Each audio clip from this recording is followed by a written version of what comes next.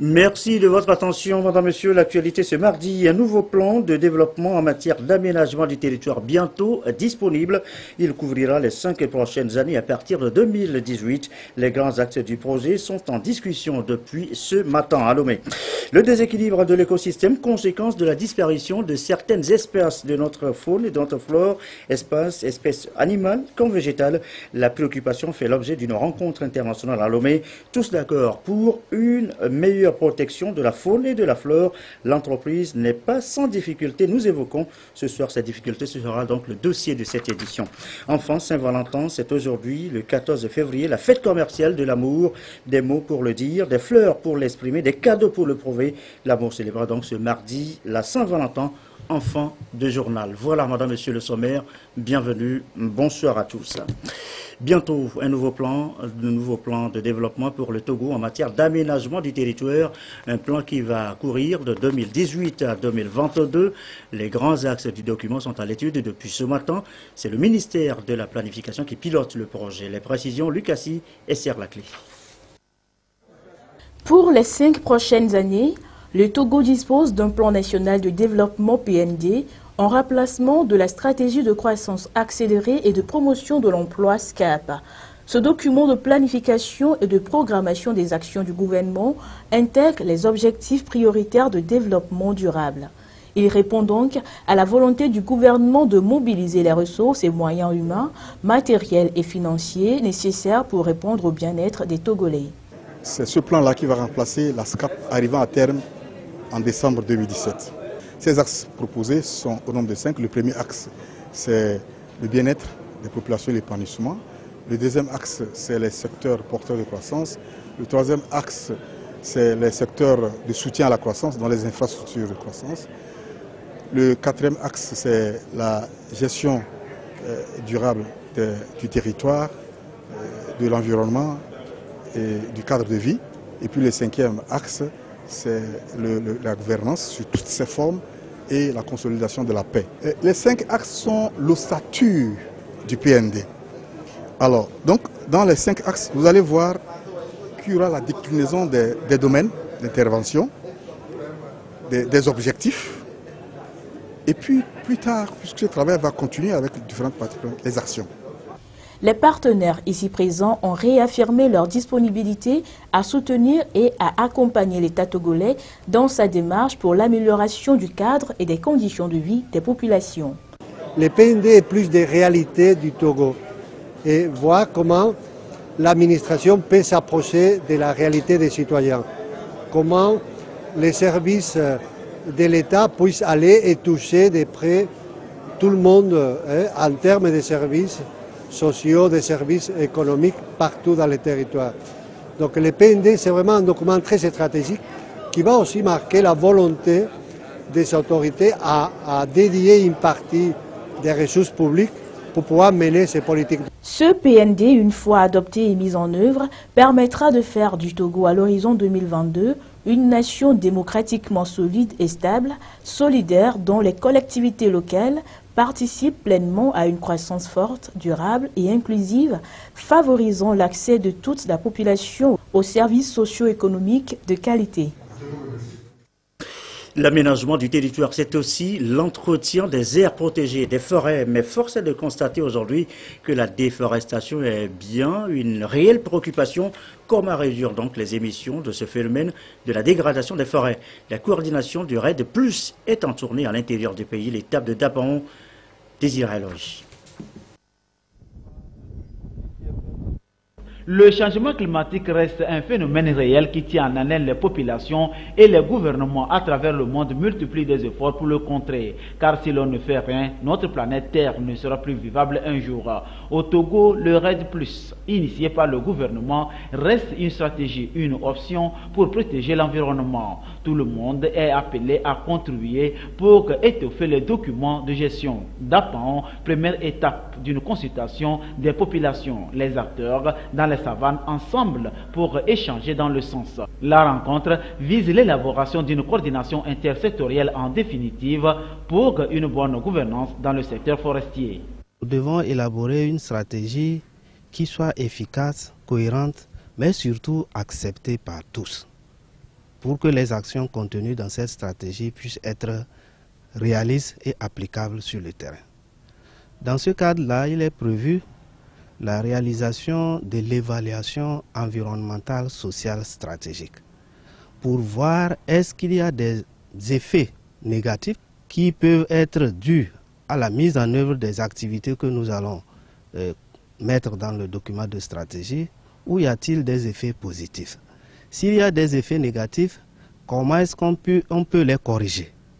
C'est dans ce sens que nous sommes là aujourd'hui pour échanger avec les parties prenantes de la région des Savanes, pour ensemble comprendre ce que c'est, voir quelle est l'importance d'intégrer les préoccupations environnementales et sociales dans le document de stratégie.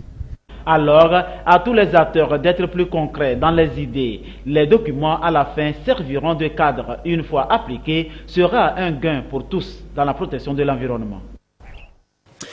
Nous évoquions le sujet déjà hier dans nos éditions, la disparition de certaines espèces animales comme végétales de notre faune et de notre flore.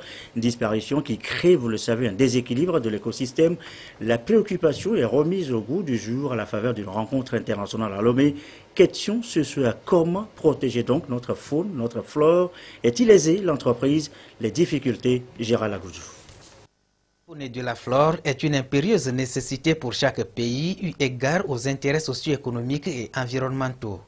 Fort de ce constat, des dispositifs et stratégies sont mis en place pour démanteler les réseaux de trafiquants d'espèces sauvages menacées de disparition. Le type de braconnage connu au Togo, c'est le braconnage alimentaire.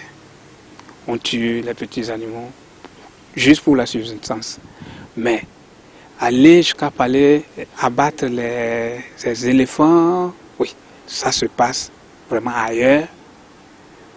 Et c'est ce qui justifie même la quantité des ivoires saisis. Et ces espèces-là sont trafiquées à raison, n'est-ce pas, de l'importance, par exemple, de l'ivoire. En ce qui concerne les éléphants, quand vous prenez, par exemple, les panthères, les lions, c'est à raison de leur peau. Parce que ces produits-là sont très prisés en Asie, qui constituent les destinations finales. Le tourisme constitue une grande richesse. Et quand vous voyez aujourd'hui le parc de Pandjari au Bénin, fait que le Bénin est aujourd'hui au dernier classement de l'Agence mondiale du tourisme. Le Bénin est la 3e destination en Afrique aujourd'hui, à cause du tourisme. Et quand vous allez là, il y a plein d'hôtels qui ont été construits autour du parc Pandjari et vous allez rencontrer une population immense d'Européens et d'Américains qui viennent séjourner pour un mois, passer leurs vacances tout juste pour pouvoir voir les animaux parce que le parc d'éléphants est très développé dans le parc de Pandjari. Donc aujourd'hui, nous avons un intérêt à préserver ces ressources-là parce que c'est une richesse, c'est un facteur de développement économique. Une lutte efficace contre ces fléaux nécessite la collaboration à l'échelle internationale, de même que des mesures législatives et de contrôle appropriées. Les dispositions qui ont été contenues dans notre législation visent le braconnage. Alors qu'aujourd'hui, on a dépassé le terrain du braconnage pour se situer dans un terrain de trafic. Ça veut dire que vous avez de gros trafiquants et qui massacrent, parce que c'est un crime, qui massacrent par exemple 30 000 éléphants, 10 000 éléphants à cause de leur ivoire pour aller vendre et obtenir des fortunes. Les braconniers arrêtés font souvent l'objet de traditions judiciaires. On enclenche le processus judiciaire et c'est là même vous allez reconnaître la nécessité de former les juges et les procureurs. C'est là même l'importance de cette formation. Donc, eux aussi sont appelés à renforcer leurs capacités pour une meilleure prestation. Au-delà des efforts au plan national, la lutte contre le trafic des espèces de la faune et de la flore est l'affaire de tous. D'où la nécessité de poursuivre la sensibilisation des populations riveraines des aires protégées. Merci. C'est un risque aussi couru chaque jour. L'interférence entre les fréquences aéronautiques et celles des radios FM qui émettent sur la place. Ce mardi, l'aviation civile et les responsables de ces différentes radios ont discuté du sujet. Il faut à tout prix éviter le danger sur la navigation aérienne. Nul n'ignore les conséquences de Douaré et Serre-la-Clé. Depuis 2015, la fréquence aéronautique de la tour de contrôle de l'aviation civile de Lomé, la 120.7 MHz, dédiée à la communication air-sol, fait l'objet de plusieurs phénomènes d'interférence par les radios FM de la place. 5 cas d'interférence ont été enregistrés en 2015, 18 en 2016 et 14 en janvier 2017, ce qui représente un danger pour la navigation aérienne. D'où la nécessité d'échanger et de sensibiliser les responsables des radios et des organes qui régulent et supervisent les fréquences sur l'urgence de trouver des solutions à ces interférences. Actuellement, les vols sont très électroniques. Les moyens radios sont perturbés. Et quand vous avez cette perturbation, ça influe sur la sécurité des vols. Alors, quand on a ce risque, ça constitue un danger. C'est pour ça que nous avons voulu cette rencontre pour qu'ensemble, nous explorions les voies et moyens pour qu'on peut y trouver pour éviter cette interférence. Nous allons étudier, voir comment nous allons, chacun en travaillant dans ce domaine, ne puisse pas avoir de l'interférence. Les fréquences aéronautiques jouent un rôle important dans les communications mobiles aériennes, aident à la navigation et à l'identification des routes aériennes. Toutefois, elles présentent un grand risque lorsqu'elles sont brouillées ou perturbées par d'autres fréquences. C'est à travers ces communications qu'on donne des informations sûres aux pilotes dans le cadre de leur mouvement, dans le cadre du trafic aérien. Donc, vous imaginez que si une communication n'est pas claire pour un pilote, ça fait l'objet d'un danger, et ce qui peut amener à un accident. Il faut faire ce qu'on appelle un survey des stations radio, c'est-à-dire des équipements que ces stations radio utilisent pour voir leur état de fonctionnement. Au niveau de câblage, au niveau des antennes, est-ce que tous les éléments sont au bon endroit? Est-ce qu'une adaptation est bien faite au niveau entre l'antenne et l'émetteur pour qu'il n'y ait pas un signal, une fuite de signaux qui peuvent occasionner ces interférences? De cette rencontre sortiront des recommandations qui seront étudiées en vue d'élaborer des plans d'action qui vont permettre de sécuriser la navigation aérienne. Autre danger, non, le moindre, le cancer du col de l'utérus. Le tabac est un élément fertilisant du risque, notamment chez la femme. Au grand mot, les grands remèdes, le Togo vient de présenter son plan quinquennal de lutte contre le tabac et le cancer du col de l'utérus. 27 milliards de francs CFA, c'est le coût global d'exécution. Sonia Mélik pour Ramdan Bassina.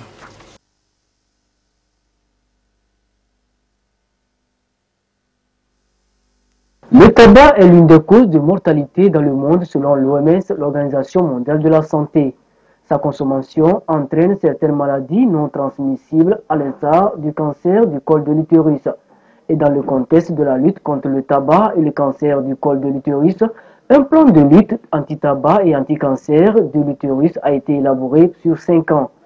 Il est donc question de présenter à ces différents acteurs du secteur de la santé en vue de traduire sur le terrain les recommandations du rapport des experts de la Convention cadre de l'OMS pour la lutte anti-tabac. Ce plan stratégique prend en compte les différents niveaux de la prévention du cancer du col de l'utérus.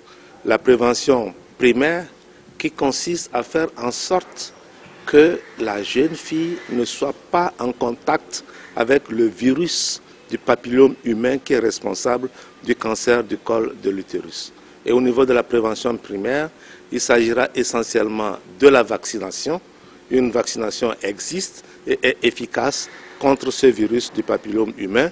Au niveau de la prévention secondaire, il s'agira de dépister par des méthodes qui sont avérées, de dépister les cas de lésions précancéreuses, c'est-à-dire les lésions avant le cancer. Il s'agira également pour nous, dans ce plan, de faire en sorte que ces différentes méthodes de prise en charge soient disponibles, et tout ceci dans le cadre de l'Institut national de cancérologie qui a été mis en place par décret présidentiel en 2016.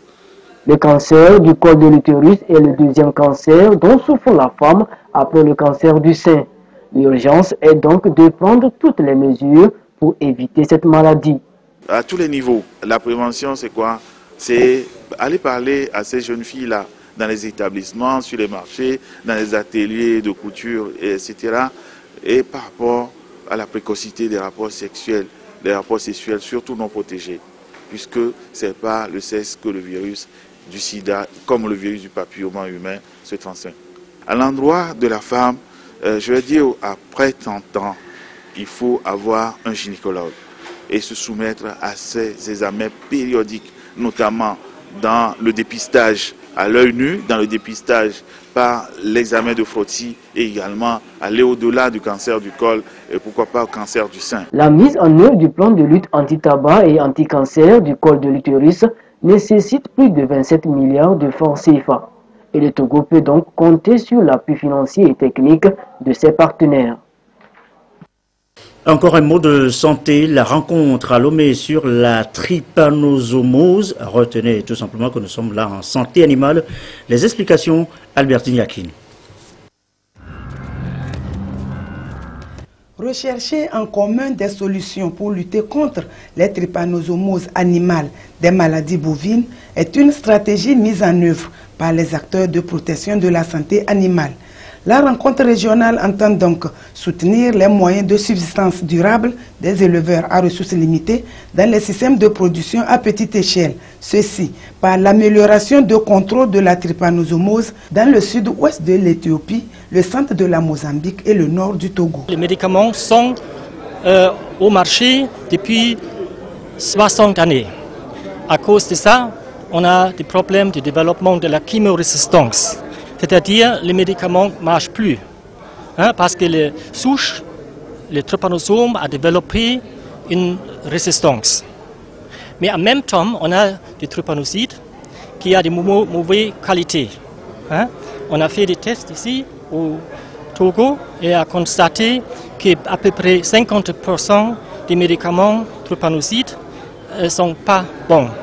Les participants à cette réunion vont partager les expériences dans la lutte contre les trypanosomoses animales et mettre en évidence leurs connaissances en vue de valider les meilleures pratiques et les plans d'action nécessaires au processus. L'Afrique subsaharienne est infestée de mouches tétées qui sont les vecteurs de la trypanosomose. Donc, pendant 5 ans, notre objectif, c'était d'étudier les différentes méthodes de lutte contre cette maladie et de trouver des stratégies de relance de la production animale. Et l'une des activités phares, c'est d'étudier la chimiorésistance des trypanosides qui ont été utilisés dans les élevages traditionnels pour lutter contre la trypanosomose et de voir leur effet et chercher à améliorer les soins dans les élevages familiaux. Les principales activités du projet consistent entre autres à développer les outils moléculaires pour la détection de la résistance aux trypanosides et de les transférer dans les laboratoires africains, de soutenir l'extension des laboratoires de contrôle des médicaments en Afrique. Il est 20h18 dans le reste de l'actualité. Cette séance de formation sur les statistiques agricoles, et vous le savez, plusieurs programmes et projets sont en cours d'exécution. Les rendements vont avec. Quels indices pour mesurer l'impact réel? Eh bien, c'est le but de l'exercice. Chassim Nabaga. Le gouvernement togolais s'est doté d'une nouvelle lettre de politique agricole pour la période 2016-2030. Cette nouvelle orientation est assortie d'un plan d'investissement. Son élaboration nécessite des données fiables pour optimiser son impact sur les performances agricoles au Togo. Voilà qui justifie cette session de formation au profit des statisticiens agricoles. Il est important de faire une enquête pour faire le bilan du PNIASA et avoir les données de base pour planifier le nouveau PNIA. Donc c'est l'opportunité pour nous d'intégrer les nouveaux outils qui sont développés dans cette stratégie mondiale-là pour que l'enquête que nous allons faire pour faire le bilan du PNIASA et la référence pour le nouveau PNIA soit la plus parfaite possible. L'enjeu est donc de taille et le Togo se fait accompagner dans ce processus par la Commission économique des Nations Unies pour l'Afrique qui a mis au point de nouvelles stratégies dans le domaine notamment l'échantillon-mètre et l'échantillonnage indirect. Dans tous les pays africains, on essaie de donner des nouvelles méthodologies pour améliorer la production des statistiques. Et justement, l'échantillon maître, c'est l'un des éléments clés pour cette amélioration. Ça permet d'avoir ce qu'on appelle une base de sondage. Quand on est en train de faire une enquête statistique, il faut d'abord avoir la liste de tous les éléments de la population. Tant qu'on n'a pas ça, toute la statistique qu'on va produire elle ne sera pas de bonne qualité parce qu'elle ne correspond pas à la méthodologie scientifique. Avec les bons résultats obtenus dans la mise en œuvre du Programme national d'investissement agricole et de sécurité alimentaire PNIASA, le Togo veut renouveler l'expérience, mais cette fois-ci en visant plus haut, notamment la mécanisation, la transformation et l'industrialisation du secteur. C'est pourquoi le gouvernement attache beaucoup d'importance à cette session de formation. Le gouvernement a prévu au titre de l'année 2017 l'organisation d'une enquête intercensitaire. Cette enquête qui doit permettre d'actualiser les bases d'estimation issues du recensement national agricole 2012 est en même temps l'occasion de générer des données d'ensemble pour évaluer l'impact du PNIASA et servir de référence pour le nouveau plan. Vous comprenez donc que le présent atelier vient à point nommé pour donner au cadre togolais des connaissances pratiques ainsi que des compétences nécessaires pour intégrer dans les enquêtes et recensements agricoles les nouveaux outils développés par la recherche dans le cadre de la stratégie globale pour l'amélioration des statistiques agricoles et rurales. Les travaux vont porter sur la base de sondage principal, l'échantillon maître, le système intégré des recensements et enquêtes agricoles, l'échantillonnage et le sondage indirect. Des expériences réussies d'autres pays comme la Côte d'Ivoire, le Bénin, le Maroc, le Burkina Faso et le Mali seront analysées pour tirer des enseignements. A signaler aussi que les membres de la société civile coopérative Tachayem de Kara renforcent leur capacité en technique d'élevage traditionnelle améliorée de volailles et de porcs, également en gestion des activités génératrices de revenus. L'information prévue à cet effet vient donc de se tenir, et ceci avec le soutien financier du Fonds national d'apprentissage et de perfectionnement professionnel. Nestor Mojou à Kara. La société coopérative Tachayem de Kara s'est spécialisée dans l'élevage de la volaille et des porcs, une activité menée de façon traditionnelle. Les membres de Tachayem veulent améliorer cette activité. Une session de formation leur est proposée. Elle est focalisée sur les techniques de reproduction des animaux, l'alimentation des volailles et des porcs, les soins de santé, la transformation des viandes en mets locaux et la gestion de ces activités génératrices de revenus pour leur rentabilité et leur durabilité.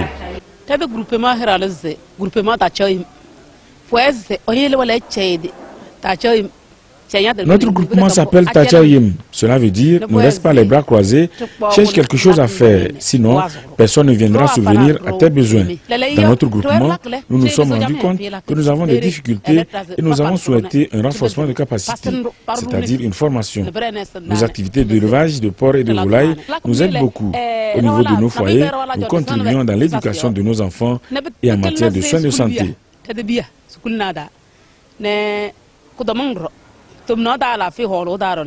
L'appel des femmes de la coopérative Tachayem a reçu un écho favorable du Fonds national d'apprentissage, de formation et de perfectionnement professionnel. C'est le FNAFPP qui a financé cette formation.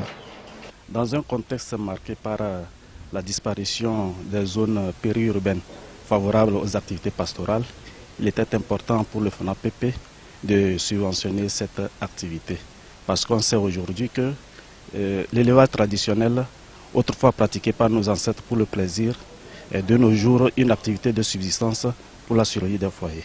L'appui du FNAFPP va aussi se traduire par l'organisation des bénéficiaires à devenir de véritables acteurs dans les différents maillons de la chaîne courte monogastrique volaille, porc, viande cuite, afin de permettre aux couches à revenus faibles de se nourrir à moindre coût. Le civisme fiscal évoqué aussi ce soir, le sujet s'adresse précisément ici au chef de division de l'Office togolais des recettes formé en ce moment sur les valeurs, les mécanismes du civisme fiscal enseignés à leur tour aux contribuables togolais. Lucassi, Christine Péteki-Aloudé.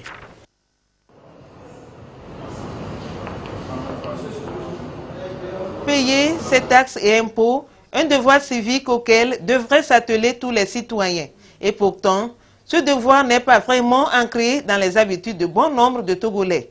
L'Office togolais des recettes veut relever le défi en offrant une formation des formateurs à ses chefs de division de Lomé et de l'intérieur du pays sur le développement du civisme fiscal. Il s'agit d'une formation des formateurs, donc il s'agira de réfléchir avec les agents de l'Office togolais des recettes sur les différents aspects du civisme fiscal, c'est-à-dire sur d'abord comment faire comprendre aux citoyens lambda, qui est un contribuable, les différents impôts et taxes, ses obligations fiscales, comment on doit payer ses impôts, qu'est-ce qu'il faut faire en cas de contrôle fiscal, quel comportement faut-il adopter, mais aussi quelles sont les dispositions qui ont été mises en place par l'État du Togo pour accompagner les contribuables dans ses investissements, dans son entreprise. Donc il s'agira de faire comprendre aux contribuables, aux citoyens, que justement l'impôt n'est pas du domaine de l'arbitraire. C'est plutôt une façon de mettre en commun nos divers moyens financiers pour construire un pays. Ces chefs de division auront donc pour mission, à la fin de cette formation, de sensibiliser les contribuables à s'acquitter de leurs devoirs volontairement. C'est d'amener nos contribuables, nos frères et sœurs ou les entreprises togolaises à s'acquitter de leurs contributions, de leurs devoirs et obligations en termes fiscaux à l'administration fiscale togolaise pour le budget national.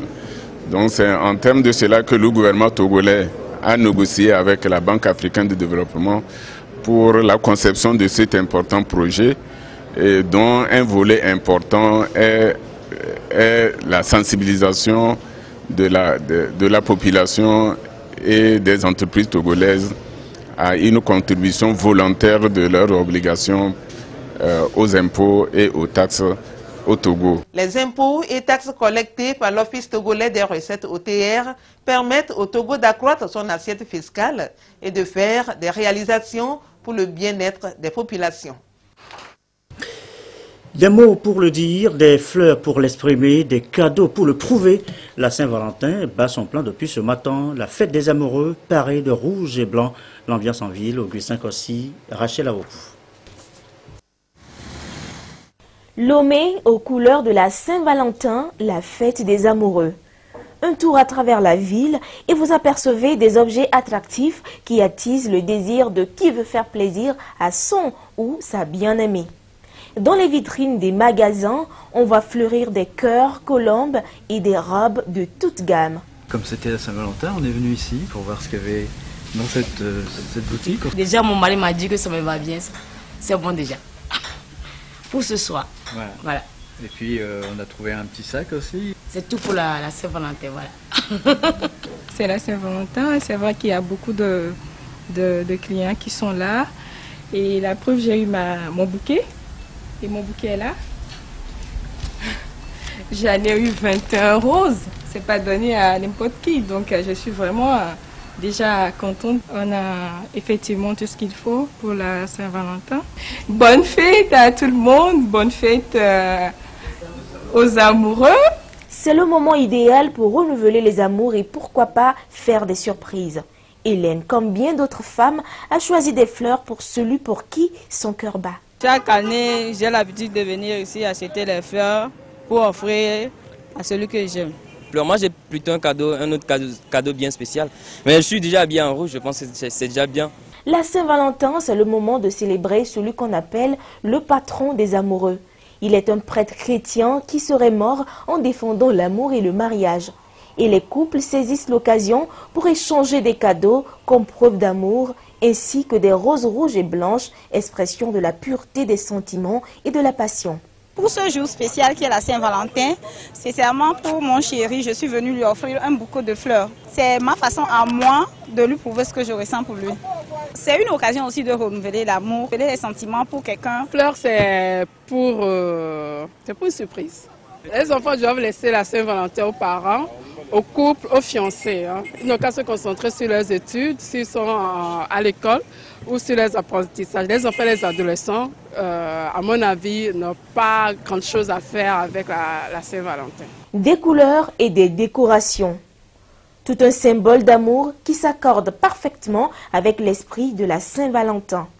Et quand pour respecter la tradition, il revient à tout un chacun de s'offrir cet instant de plaisir amoureusement vôtre. Si vous manquez d'idées ce soit pour séduire davantage vos Valentins précisément, ceci peut bien faire l'affaire. Regardez.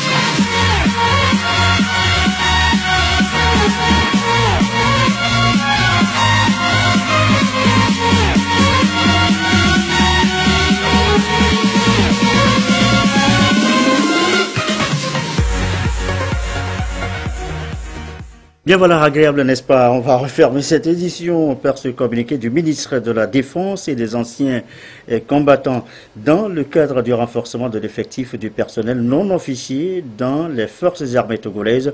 Un recrutement général, de même que celui des spécialistes, est ouvert aux jeunes des deux sexes répondant aux conditions que vous pourriez consulter dans le quotidien national Togo Presse. Bonne fête de Saint-Valentin, bonne dégustation, bon appétit, bonne fête.